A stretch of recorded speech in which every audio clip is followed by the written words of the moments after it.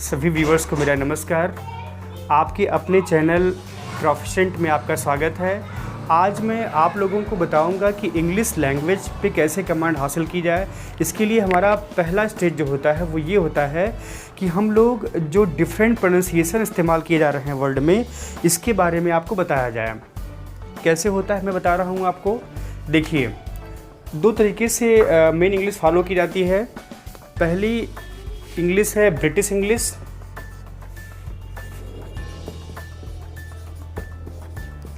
दूसरी है अमेरिकन।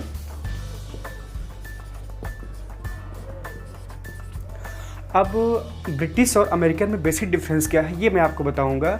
उसके बाद जो है आपको पूरी तरीके से नॉलेज हो जाएगा कैसे इसको बिहेव किया जाए और कैसे इसको हम बोल सकते हैं। तो पहले मैं ब्रिटिश इंग्लिश बता रहा हूँ आपको।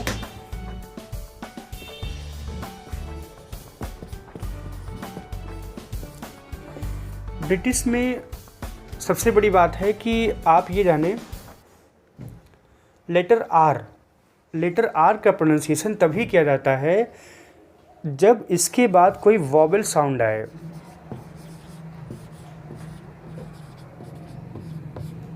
इसको आप जब समझेंगे तो आप जान भी जाएंगे कि ये बिल्कुल करेक्ट है। जैसे अभी मान लीजिए आप एक वर्ड देख रहे हैं, जैसे रिव्यू, आर ऐसे या ऐसे भी लिख सकता हूँ मैं, REVIEW। रिव्यू में आर के बाद वोबल साउंड ई आ रहा है तो यहाँ पे रिव्यू कहा जाएगा, करेक्ट। लेकिन अगर लेटर आर के बाद कोई वोबल साउंड नहीं आ रहा है तो इसको बहुत ही कम आवाज़ में बोला जाता है या इसका प्रोनाउंसिएशन लगभग म्यूट कर दिया जाता है। सपोज करिए जैसे लिखा हुआ है यहाँ पे फार्म,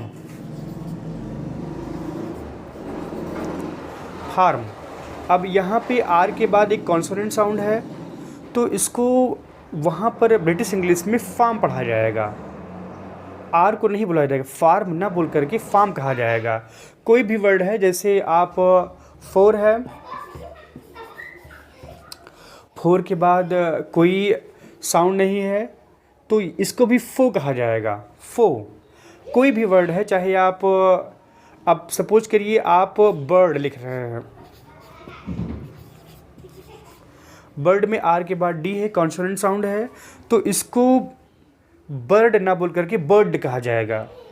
ध्यान दे, बर्ड नहीं बर्ड है। ये ब्रिटिश इंग्लिश का मेन सिस्टम है, ये आपको फॉलो करना है। ब्रिटिश इंग्लिश में स्ट्रेस को बहुत महत्व दिया जाता है। स्ट्रेस का मतलब होता है जो वोबल साउंड होते हैं उनको स्ट्रेस, जैसे फादर लिखा हुआ, फादर ऐसे लिखा जाएगा, ऐसे बोला जाएगा। या कोई भी कॉन्सोनेंट, मतलब आपको वोबल को बहुत ज़्यादा स्ट्रेस करना है, जैसा यूज वहाँ पे हो इसका इंपॉर्टेंस दिया जाएगा। अब अमेरिका और एक चीज़ है, लेटर ओ है या कभी कभी AU है, इसका भी प्रोनाउंसिएशन एक डिस्टिंक्ट तरीके से किया जाता है। अब DOT डॉट है, अब इसका प्रोनाउंसिएशन ऑ के तरीके से किया जाएगा, डॉट ना कि आ। शॉल है, अब इसका प्रोनाउंसिएशन हम लोग शॉल के तरीके से करेंगे, शाल की तरीके से नहीं कर सकते हैं। ऐसे बहुत सारे वर्ड हैं। टॉर्च होता है, टार्च नहीं होता है। अब टॉर्च में भी ये चीज़ आप जान लें, टॉर्च वर्ड है। अब इसको दोनों में मिक्स करता हूँ। देखिए, ओ भी है, आर भी है। करेक्ट प्रोनाउंसिएशन क्या होगा? जनरली हम लोग क्या सोचते हैं, इसको टार्च कहा जाए, देखा जाए तो एकदम गलत है। पहली बात तो आर के बाद कोई वॉबल साउंड नहीं है तो आपको आर नहीं बोलना है, करेक्ट। ओ को आ बोलना है तो इसका जो प्रोनाउंसिएशन होगा टॉर्च। कभी भी ब्रिटिश इंग्लिश में ऐसे ही आप देखेंगे प्रोनाउंसिएशन किया जाता है। और अब मैं आपको अमेरिकन इंग्लिश के बारे में बताऊंगा।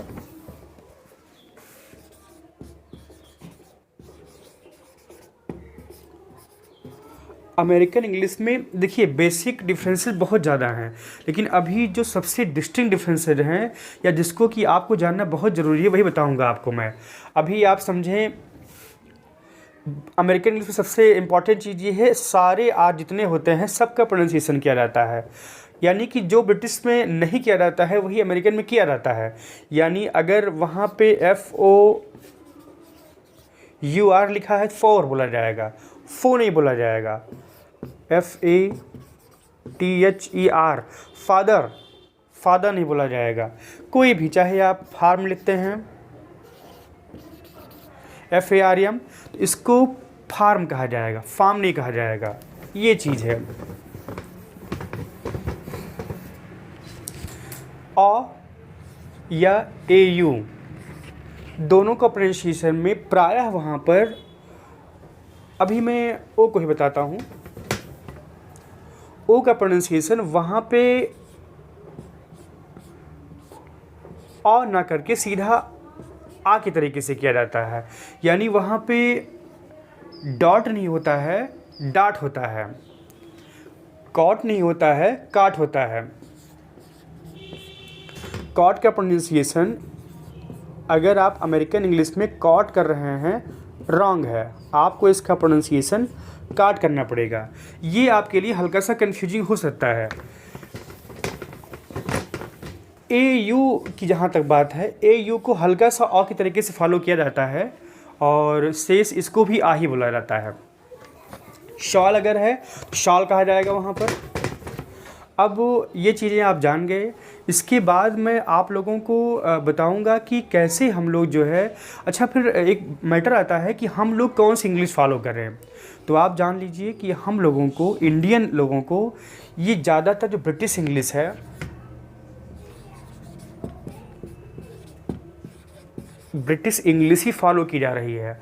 हम लोगों को ब्रिटिशर्स जैसे बोलते हैं वैसे ही बोलना है, और ये एक वे ऑफ कन्वेंशन हो चुका है कि ये इंग्लिश फॉलो करनी है और यही इंग्लिश फॉलो की जा रही है। लेकिन अभी चूँकि ग्लोबलाइजेशन का समय है तो बहुत सारे बिजनेस प्रोसेस और सोर्सिंग BPOज या इंटरनेशनल कंपनियों में लोग काम कर रहे हैं, उनको अमेरिकन एक्सेंट का इस्तेमाल करना है। एक्सेंट वर्ड बार बार मैं इस्तेमाल कर रहा हूँ। एक्सेंट, इसका मतलब होता है कोई वर्ड कैसे प्रोनाउंस किया जाए, कैसे बोला जाए, उसी को एक्सेंट कहा जाता है। और अब मैं ब्रिटिश और इंग्लिश दोनों को इग्नोर करते हुए कौन सी इंग्लिश फॉलो की जा रही है, इंडिया में टीचिंग हो रही है, तो आप उसको समझें कि जो इंग्लिश है, अब मैं इंग्लिश की बात करूँगा, ब्रिटिश और अमेरिकन की नहीं। मैं आगे बताता हूँ कि इसमें भी प्रोनाउंसिएशन में आपको ये ध्यान रखना है कि कुछ वर्ड एक होता है फॉर्मल इंग्लिश, फॉर्मल, इनफॉर्मल,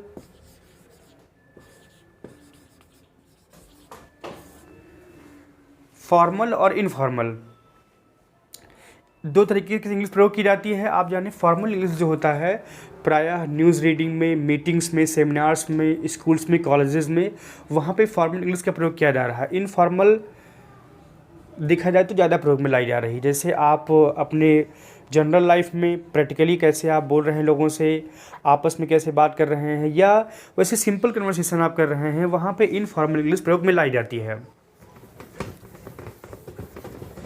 ये आपको अपने ऊपर है कैसे आप इस्तेमाल में लाते हैं।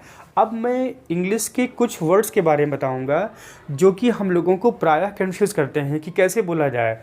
इंग्लिश का जो प्रोनाउंसिएशन होता है उसमें दो तरह के वर्ड इस्तेमाल किए जाते हैं, एक वीक फॉर्म, एक होता है स्ट्रांग फॉर्म।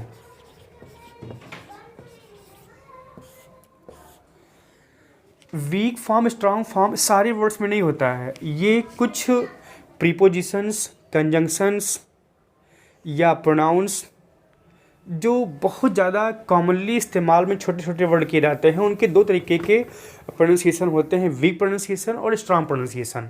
अब मैं इसी के बारे में बताऊंगा। तो जब हम लोग इनफॉर्मल इंग्लिश या रूटीन इंग्लिश, डेली इंग्लिश का प्रयोग करते हैं तो प्रायः वीक फॉर्म का प्रयोग करते हैं। अब सपोज करें मैं बता रहा हूँ आपको, दैट है, दैट का जो वीक फॉर्म होगा वो दट, सॉरी, इसका जो इसका वीक फॉर्म होगा वो है दट। स्ट्रांग फॉर्म जो है वो दैट है। जनरली हम लोग दैट कहेंगे, और जब स्ट्रेस करते हैं इसको,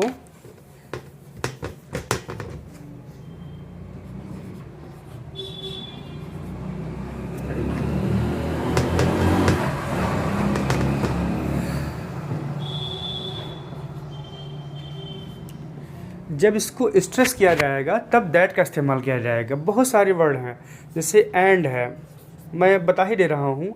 एंड को वैसे तो हम लोग एंड पढ़ते हैं, करेक्ट, लेकिन सॉरी यहाँ पे बिग फॉर्म लिखना है हमको।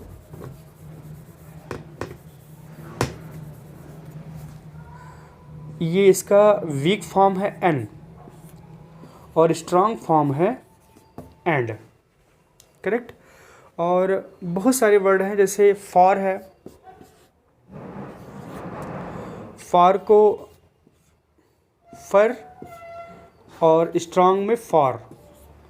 हालांकि आप देखेंगे आर के बाद कोई वॉबल साउंड नहीं आ रहा है, तो इसको फॉ कहा जाएगा, फ, और यहाँ पे फॉ कहा जाएगा, फॉर। तो इसको आप स्ट्रांग और वीक फॉर्म्स आप डिक्शनरी में देख सकते हैं। हालांकि बाद के चैप्टर्स में मैं पूरी आपको लिस्ट प्रोवाइड कराऊंगा कि कौन कौन से वर्ड हैं, ये मैं आपको पूरा बताऊंगा। एंड है, दैट है, फॉर है, बहुत सारे वर्ड हैं, योर है, बहुत सारे वर्ड्स की लिस्ट है जो कि हमेशा जो है वीक फॉर्म में प्रयोग किए जाते हैं। स्ट्रांग फॉर्म तभी प्रयोग किया जाता है जब आप उसको स्ट्रेस कर रहे हैं या उसके बारे में बहुत ज़्यादा आप लोगों को बताना चाहते हैं। तो ये आपका शुरुआती चैप्टर रहा, जिसमें मैंने आपको आज जो इंग्लिश इस्तेमाल में लाई जा रही है, ब्रिटिश इंग्लिश, अमेरिकन इंग्लिश, और उसको कैसे बोला जा रहा है, इसके बारे में बताया। थैंक यू, और आगे भी मैं आपको बताता रहूँगा जिससे कि आप लोगों को नॉलेज बढ़े। धन्यवाद।